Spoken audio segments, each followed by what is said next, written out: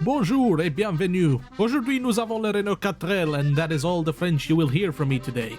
Although it was marketed as a short station wagon, what Renault actually produced to compete with the Citroën 2CV and replace its existing 4CV model was the world's first mass-produced hatchback.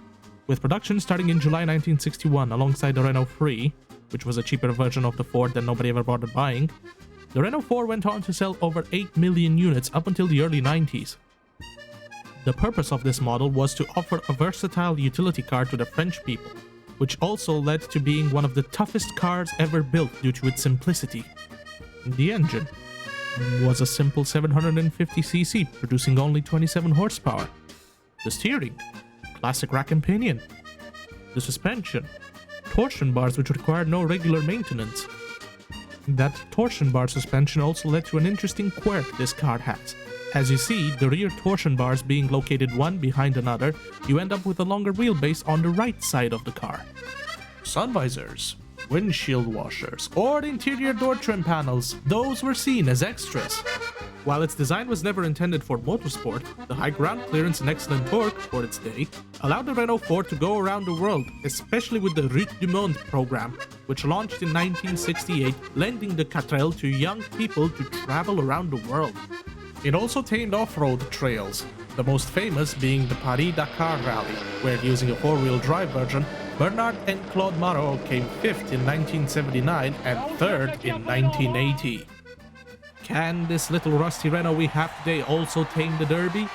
The answer is no, as you might have expected, but here is Garçon Dan taking it through it anyways.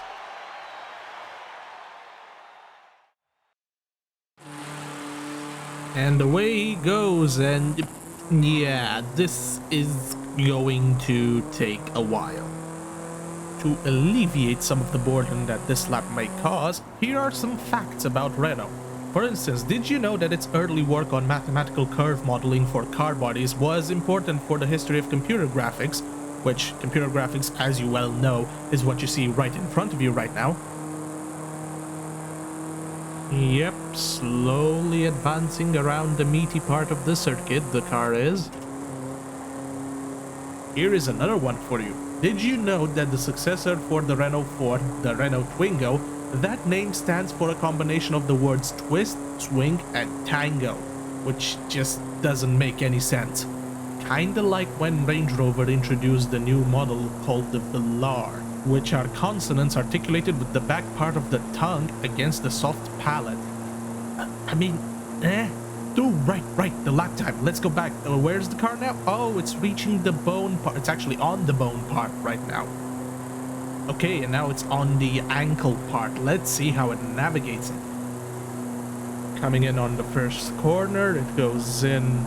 It keeps the line pretty well, but still slow. Second turn. Not too much issues there. Going into the S-curve. And it kind of understeers quite a bit.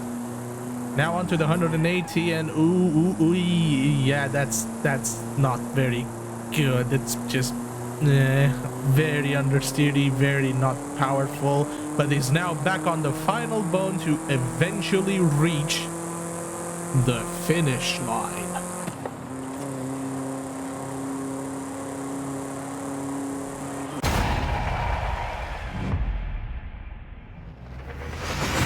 And the last fact that I have for you, did you know that they plan to reintroduce the Renault 4 as an electric model in the near future? The Renault 4 did the lap time in 1 minute 53 seconds to 80, and with such high performance I have high hopes for it in the yeet test. Here we test two things, the yeet speed of a car and the yeet distance. First upcoming is the yeet speed. Let's see how fast the Renault Quatrelle will trigger a speed camera, which should come up in a couple of seconds. Probably now. Yes, very entertaining, I know. The Renault did it in 82.31 kilometers per hour. Let's see now the yeet distance, but before we reach for the yeet distance, let's see if the car can reach 100 kilometers per hour. It's in 4, accelerating now very slowly. 98, 99, 100! It did it successfully! And now for the distance test!